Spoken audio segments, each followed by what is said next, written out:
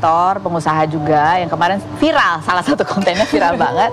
Dan muncul juga artikelnya bunyinya adalah ditinggal suami karena anak Down syndrome. Ibu muda ini bisa bangkit dan kuat rawat anak.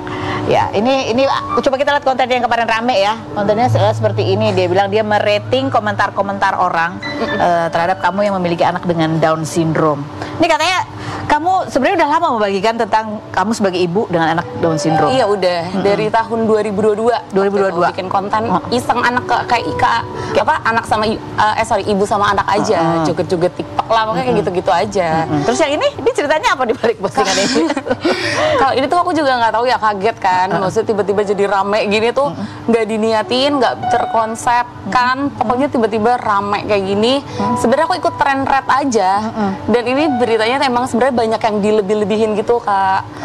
Jadi kayak misalkan ditinggal gara-gara punya anak DS, sebenarnya nggak ditinggal gara-gara punya anak DS. Ada masalah lainnya kayak gitu.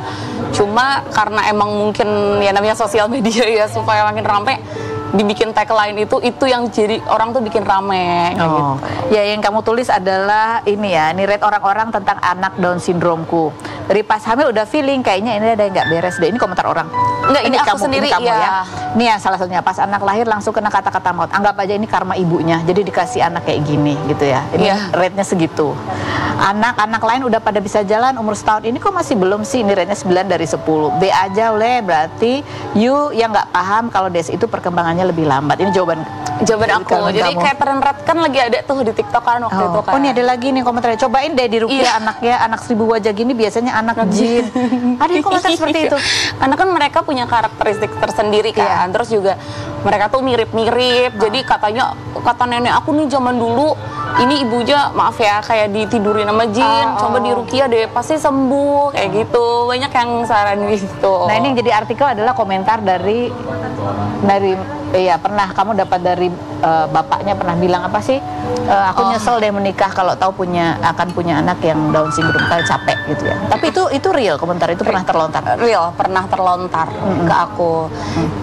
Sebenarnya waktu itu aku udah pernah cerita juga ya. Jadi waktu itu emang kayaknya nih kondisinya nih lagi sama-sama capek karena tengah malam kita tuh pokoknya lagi deep talk aja deh, lagi ngobrol. Tengah malam lagi deep talk, anak dua-duanya udah tidur. Itu setelah anak kedua lahir ya. Setelah anak kedua lahir 6 bulan deh kalau aku nggak salah, lagi tidurin.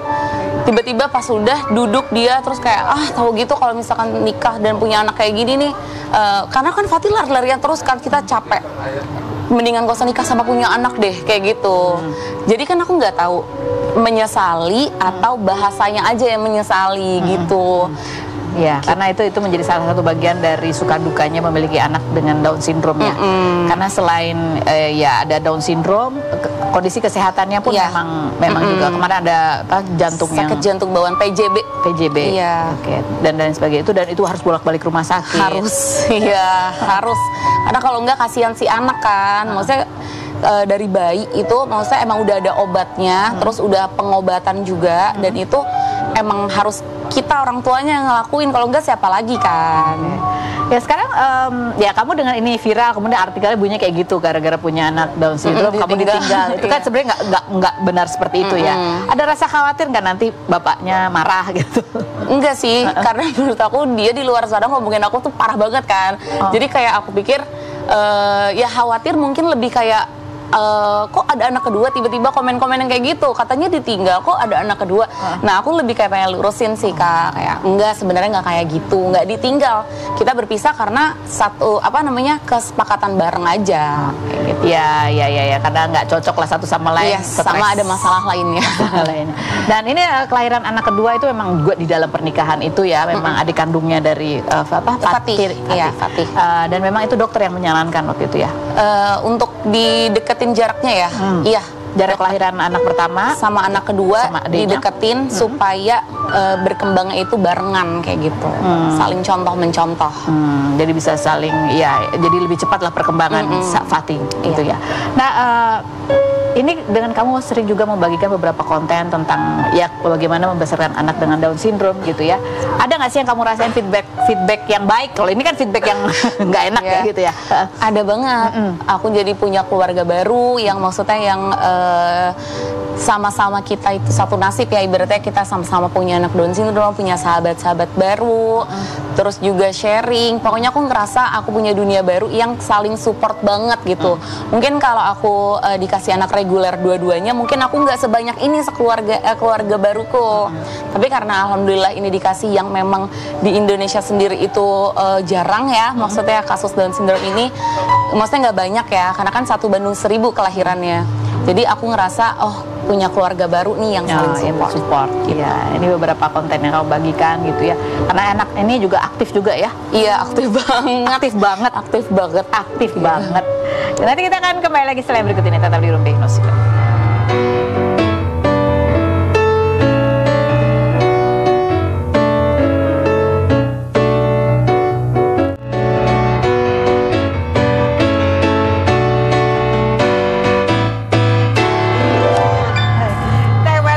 Semua bidang tamu kita, dan setelah ditelaah ini semua adalah konten kreator ya. Ini saya belum ya. Nanti aku kayaknya bisa di-hire nggak sih Bapak untuk memberikan ide-ide kreatif? Boleh. Insya Allah aku lebih cepet tangkap sih. Ibu kan mau memancing mulut orang, Bu. Oh iya. Iya. Tapi emang kayak semua udah ada porsinya pasti. Cuman ya memang ya sekarang ini ada banyaklah kemungkinan dengan sosial media itu kita bisa berkreasi, ada banyak rezeki juga yang bisa masuk lewat sosial media gitu ya. Berangkat dari kisahnya nyata, termasuk juga Aisyah berangkat dari kisah yang nyata. Perjuangan kamu jualan donat itu juga sesuatu yang nyata, yang real, sehingga ya itu bisa menjadi inspirasi, cuan dan inspirasi, walaupun ada sisi buruknya juga ya. Ada aja. Tapi kita ambil positifnya aja. Iya. Kita ambil positifnya aja. Kita ambil positifnya aja. Ya, buat Anda yang cuman di sosial media itu hanya untuk nonton atau komen-komen buruk aja, kan nggak ada sisi positifnya ya. Jadi semua kita harus ambil sisi positifnya. Terima kasih semua sudah hadir lagi cerita, sehat-sehat terus semuanya. Terima kasih juga buat Anda semua. Kita ketemu lagi setiap hari di acara Rumpi Daus Secret.